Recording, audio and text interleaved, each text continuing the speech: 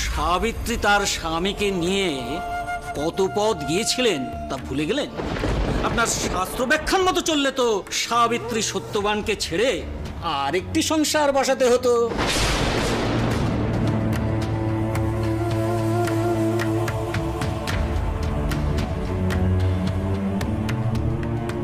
তর্কালঙ্কার মশাই, আপনাকে একখানা কথা বলি।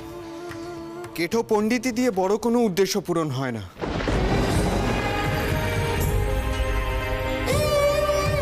তাই পণ্ডিত হিসেবে না, অনুরোধ করব মানুষ হিসেবে একবার অন্তত বিধবাদের কথা ভেবে দেখুন। তারাও মানুষ।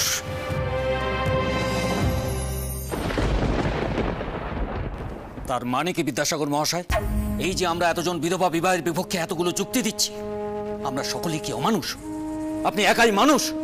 কারণ উনি সমাজ মানেন না, শাস্ত্র মানেন না, সকলকে বিরাট অনাচার করতে বলছেন।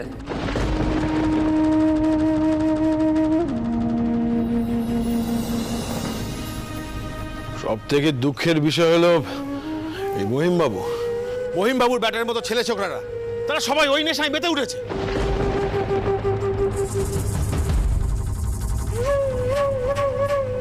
আর এর পরেও যদি সবাই বলে বসেন যে বিদ্যাসাগর মহাশয়ের নাকি মহৎ উদ্দেশ্য ছিল, তাহলে আমরা কি চুপ করে থাকবো? থাকবো না। মহিমবাবু, আপনিও চুপ করে থাকবেন না। আপনার বেটা পিতৃ আদেশ অমান্য করেছে, মস্ত বড় ভুল কাজ করেছে, আর এই কাজে ওকে মদত দিচ্ছে ওই বিদ্যাসাগর মহাশয়।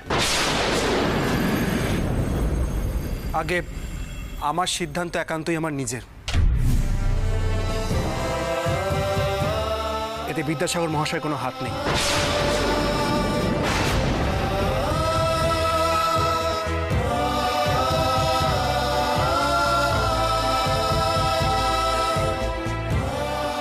দেখুন, আমি এক্ষেত্রেও চুপ করেই থাকব, কারণ এখন যে বিষয় নিয়ে আলোচনা হচ্ছে তার সাথে বিধবা বিবাহের কোনো সম্পর্ক নেই।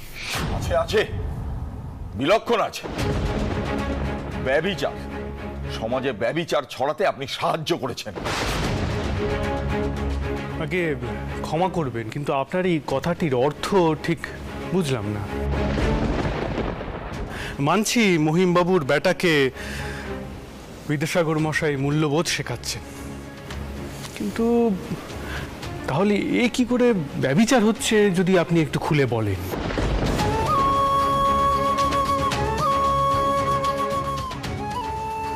তুমি বুঝজনে মতুর, ঈশ্বর তো এনাদেরকে অসহায় বেদবাদের বিয়ে করে ভদ্রনকের মতো বাঁচতে করেছে।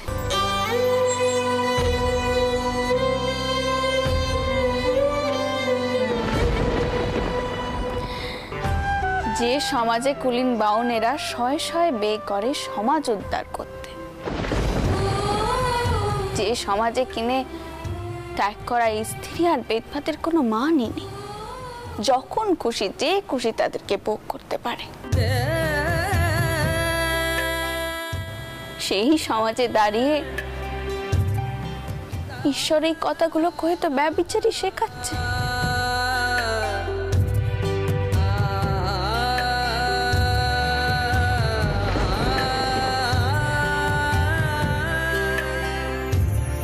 এই সমাজে মেয়েদের মান দেওয়ার নাম ব্যভিচার,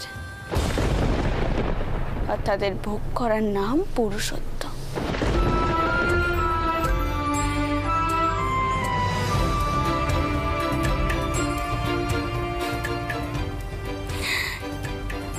আমি আবার মুখ কমিয়ে মানুষ, আবেগের বশে ভুল কথা কয়ে ফেলল, আপনারা নিজ গুণে মাফ করে দেবেন। আমার মনে হয় আজকের তর্ক সভা এখানেই বন্ধ করা হোক।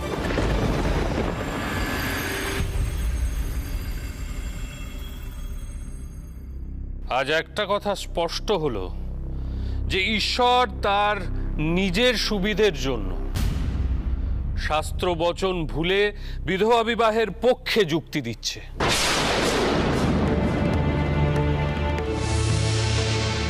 কিন্তু তার বিরুদ্ধেও হাজারো যুক্তি রয়েছে। তাই এ কথার মীমাংসা হলো না যে বিধবা বিবাহ আদৌ সঙ্গত কিনা। আগে সতীদাহ প্রথা উচ্ছেদের সময়ও এমনই দ্বন্দ্বের মুখে পড়েছিল হিন্দু সমাজ।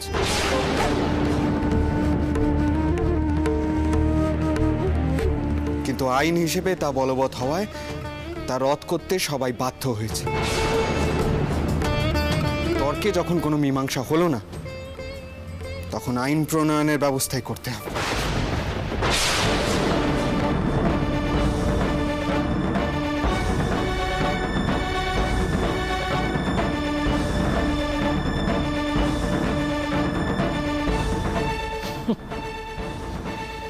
ঈশ্বর, আমি জানি অনেক ইংরেজ তোমাকে শ্রদ্ধা করেন, আমাকেও কিন্তু কিছু কম মানুষজন চেনে না। আইন আনা অত সহজ হবে না। আর হিন্দু সমাজে বিধবা বিবাহ দেয়ার ব্রাহ্মণও বড় একটা পাওয়া যাবে না, এই কথাটা মনে রেখো।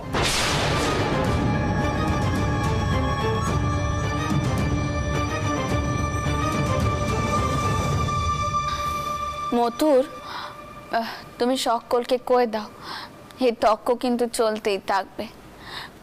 পণ্ডিত মশাইরা যেন ভেতর থেকে কিছু মুখে দিয়ে আসে। তেনাদের জন্যই খাবারের বন্দোবস্ত করা হয়েছে। আর জমিদার মশাইদেরকে কও, তেনারা আমার মানি অতিথি, তেনারা যেন একটু অপেক্ষা করেন আর কিছু মুখে দিয়ে যান। এই সবাই অনেক কটাই উঠতে পারে, সেই সব তেনারা যেন মনে না রাখে। তাই এখন মিষ্টি মুখ করাটা খুব প্রয়োজন। বাবা গোপাল, তুমি একটু আমার সাথে এসো দেখি। বাবা অমতুর, তুমি দেখো কেউ যেন চলে না যায়।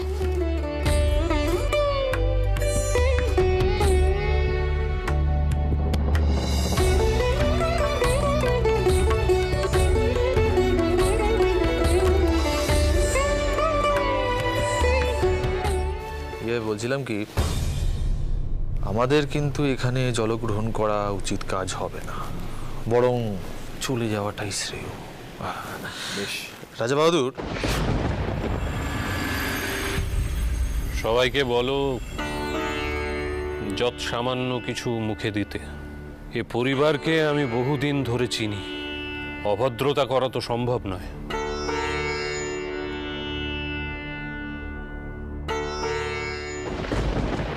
তুমি এখন এসো। হ্যাঁ দিদিমা। বাবা মতুর, একটু এসো এখানে। বলুন মা। বাবা, তুমি পণ্ডিত মশাইদেরকে, রামনাথ বাবুকে আর মোহন বাবুকে একটু নিয়ে এসো দেখিনি। ঈশ্বরকে চোখে আঙুল দিয়ে আমি কিছু দেখাতে চাই।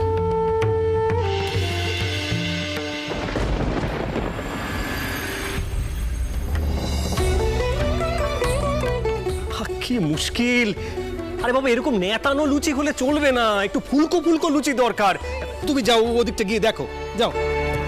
যেদিকটা না দেখবো সেদিকটাই। এদিকে তো থালা ঠালা সব পাতাই আছে। মল্লিক মশাই, এদিকে সব তৈরি তো? আগে রানীমা, হ্যাঁ সব তৈরি। আপনি শুধু অনুমতি দিলেই আমি খাবার পরিবেশন শুরু করে দেবো। আর ব্রাহ্মণদেরকে ডেকে নিয়ে এসেছি খাবার পরিবেশন করবার জন্যে। থালাও পাতা আছে, ওদিকে লুচিও ভাজা হচ্ছে। আপনি এসব নিয়ে একদম চিন্তা করবেন না। দিদিমা, তাহলে আমি গিয়ে বরং পণ্ডিতদের ডেকে আনি, তারা যত তাড়াতাড়ি মিষ্টি মুখ করে বিদায় হন ততই মঙ্গল। আচ্ছা মল্লিক মশাই, আগে বলছি ওই 6 আনার জমিদার আর রাজা বাহাদুর, ওনাদের জন্য আলাদা পরিবেশনের ব্যবস্থা করা হয়েছে তো? আগে হ্যাঁ ভূপাল, কত ওনাদের জন্যই আলাদা ব্যবস্থা করা হয়েছে। শুধু অনুমতি পেলেই সেখানেও খাবার পাঠিয়ে দেবো। বেশ। তবে একটা কথা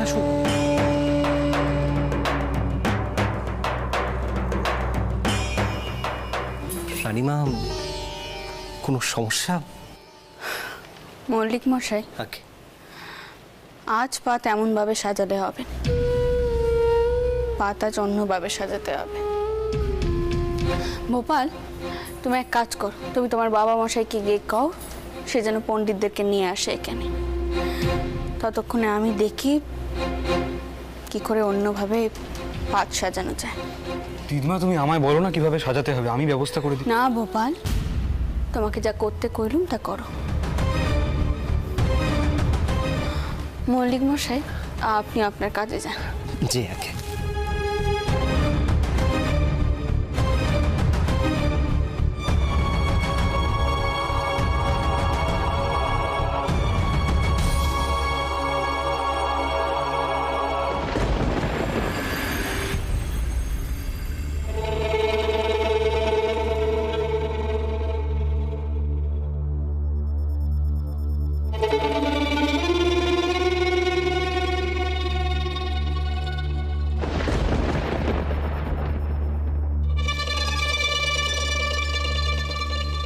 মহিমবাবু,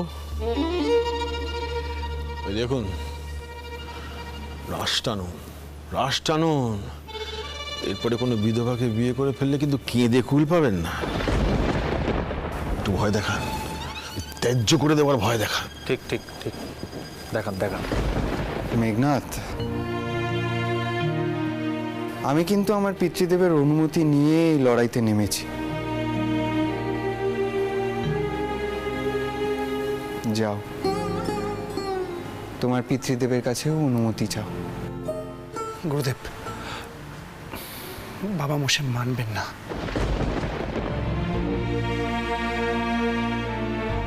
মেঘনাথ, তুমি কি করবে কি না করবে সেটা একান্ত তোমার ব্যক্তিগত সিদ্ধান্ত, কিন্তু তিনি তোমার পিতা, সেটাও ভুললে চলবে না।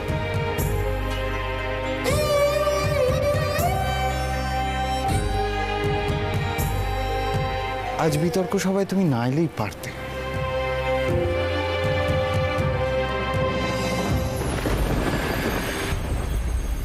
বাবা মশাই, এই তো, কোথায় সব তৈরি আছে তো? এত দেরি হচ্ছে কেন? আচ্ছা, তুমি এক কাজ করো, তুমি এখানে থাকো, আমি গিয়ে দেখছি। বাবামশাই, আগে বাবামশাই সব তৈরিই ছিল, কিন্তু দিদমা আবার বললেন অন্যভাবে পাত সাজাতে, তাই তবে এখন যাওয়া যাবে। অন্যভাবে পাত সাজাচ্ছেন? তা মানে? বাবামশাই, আপনি সবাইকে নিয়ে আসুন তাড়াতাড়ি।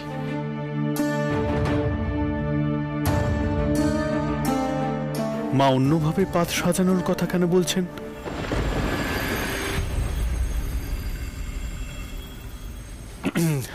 আগে আপনাদের সকলকে একটু কষ্ট করে আহারের জায়গায় যেতে হবে। রাধাকান্ত দেব বাহাদুর মহাশয় আর বাণুজ্য মশাইয়ের খাবারের ব্যবস্থা এখানেই করা হচ্ছে।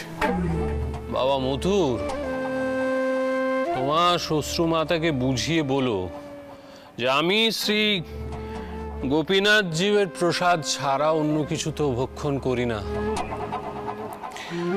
এবার আমি প্রস্থান করব, তবে ওই বাকিরা তো রইলেন, তারা মিষ্টি মুখ করে শোভাবাজারের দেউলে আসবেন কোন।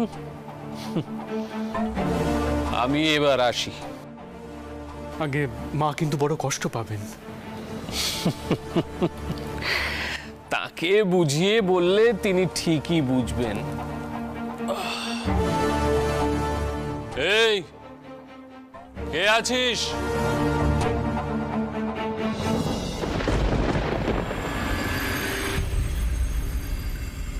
এইভাবে হাত চালালে চলবে না, একটু তাড়াতাড়ি করতে হবে তো। ওইদিকে নিয়ে গিয়ে রাখো। এটা তোলো। পিসমা, আমি আগেই চলে এলুম। রাজা বাহাদুর মহাশয় চলে যাচ্ছে, মথুরবাবু তাকে বিদায় দিয়ে এখনই আসছেন। আমি আগেই জানতো তিনি এখানে কিছু খাবেন না, তিনি তো শুধু গোপীনাথ জীবের পেশাদ খান। প্রণাম। পিসমা, আয়োজন এখনো শেষ হয়নি? ভূপালচন্দ্র ওদিকে গিয়ে যে সংবাদ দিলে এদিকে সব তৈরি। মথুরবাবু আপনার মানি অতিথিদের নিয়ে এখনই এসে পড়বেন তো? না না বাবা, সব তৈরি আছে, সকলে আসলেই পরিবেশন শুরু হবে, তুমি অত চিন্তা করো না। বেশ বেশ, এবারের অতিথি আপ্যায়নের বহরের কথা কে না জানে। সবার আসার আগে পিসিমা, আপনি আমায় একখানা কথা বলুন তো। বিধবা বিবাহ নিয়ে আপনার মনে আর কোনো দ্বন্দ্ব নেই তো? দেখুন, গোরা পণ্ডিতরা কি বলছে না বলছে, আমার কাছে তার থেকেও জরুরি হলো আপনার মতো মানুষেরা কি বলছে। পণ্ডিতদের কথার উত্তর আপনি যেভাবে দিয়েছেন, তাতে আমার ধারণা হয়েছে আপনার মনে বিধবা বিবাহ নিয়ে আর কোনো দ্বন্দ্ব নেই। দেখো ঈশ্বর, মেয়েদের কেউ অপমান করলে বা তোমার মতো মানুষদের কেউ ছোট করলে আমি রেগে উঠবই। তবে কি জানো তো বাবা, বিধবা বিবাহ শাস্ত্রসম্মত কিনে তা অপমান করলেও এই সমাজে বেদবাদের দুর্দশার কোনো শেষ হবে না, কারণ এই সমাজ তো মেনেই নেবে না। আর আইন পাশ করানো অত সহজ নয় ঈশ্বর। সতীদাহ প্রথার আইন পাশ করা থেকে রাজা রামমোহন রায়কে প্রায় জীবন দিতে হচ্ছিল। তারপর তিনি আর বেশি দিন বাঁচেননি। এই সমাজ বড় কঠিনটাই বাবা, বড় কঠিনটাই।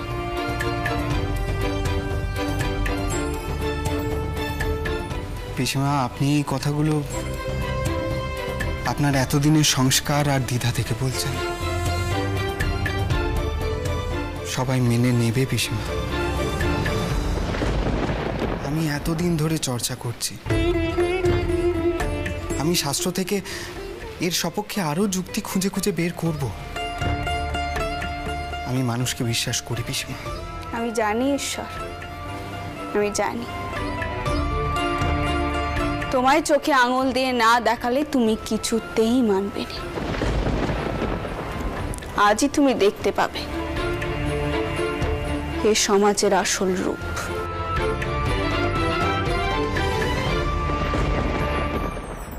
আসুন আসুন আসুন আসুন, এই যে এদিকে আসুন।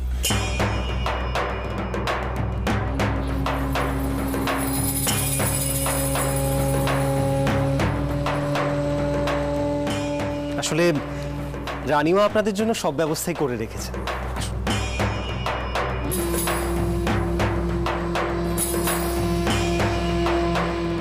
আসুন জমিদার বাবু, আসুন আসুন। আপনাদের আহারের বন্দোবস্ত এখানেই করা হয়েছে। আসুন আসুন। মা, মা, এরা সকলেই এসে পড়েছে। মল্লিক মশাই, বসার ব্যবস্থা করুন। মতুর, ওনারা বসলেই খাবার দেওয়া হবে। ও মল্লিক মশাই, আপনি ডাকুন লোকজনদেরকে। যে আগে, আরে তোমরা কোথায় গেলে? নতুন থালার ব্যবস্থা করো।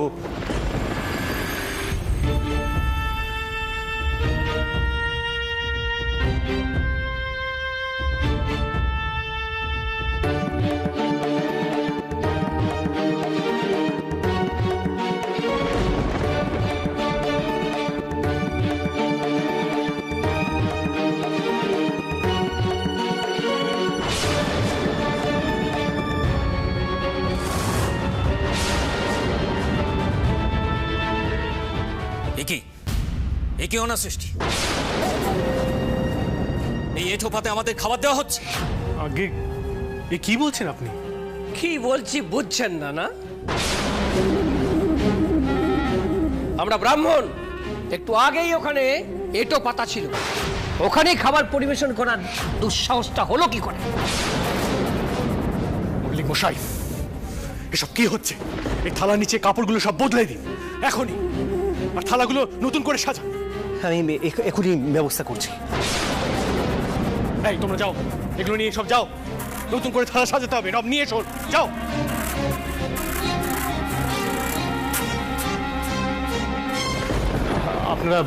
আপনারা শান্ত হন, আমি সব বন্দোবস্ত। থাক মধুরবাবু, থাক।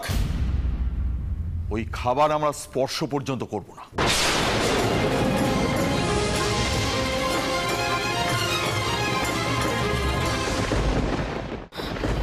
মাফ করবেন, এক্ষুনি নতুন তালা সাজিয়ে নতুন পাত দেওয়া হবে। আপনারা একটু অপেক্ষা করুন। এ তো ঘোর অপমান রানীমা। এই যে এঁঠো থালা এইভাবে প্রথমবার খাবার পরিবেশন করা, আমাদের তো মনে হচ্ছে ইচ্ছাকৃত ঘটনা। ছি ছি ছি ছি ছি, এসব কি কইছেন কি? এ তো ভুলও হতে পারে। এমন ভুল কোনো কালেও কেউ করে না। এটা ঘোর অপমান, গোটা ব্রাহ্মণ সমাজের অপমান। আমরা সব বুঝে গেছি এবার। ইচ্ছে করে আপনি এই সভা ডেকে এই বিদ্যাসাগরের হয়ে আমাদের অপমান করলেন। ছি ছি ছি ছি ছি।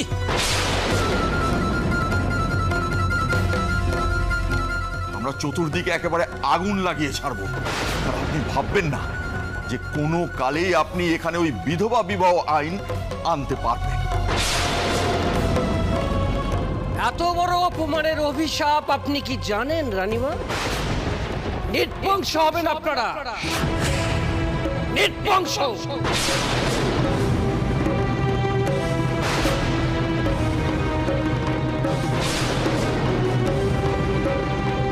আমার মনে হয় পুরো বিষয়টা রাজা বাহাদুরকে এক্ষুনি জানানোর প্রয়োজন। এই যে বিদ্যাসাগর মশাই আমাদের এখানে ডেকে এনে ইচ্ছে করে অপমান করলেন, আমার তো বিশ্বাসই হচ্ছে না। দয়া করে আপনারা কেউ এর মধ্যে ঈশ্বরকে জড়াবেন না। সবকিছুর মূলে তো ইনি। আমরা সবকিছু বুঝে গেছি। আর বিদ্যাসাগর মশাই কি ভেবেছেন রক্ষা পেয়ে যাবে? কখনোই না। ইতিহাসের পাতায় নিজের নাম লেখাতে চাইছেন তো? এরকম ধর্ম বিরুদ্ধ আইন পাশ করার জন্য লড়াই করে এবার দেখুন দেখুন কি ঘটনা ঘটে।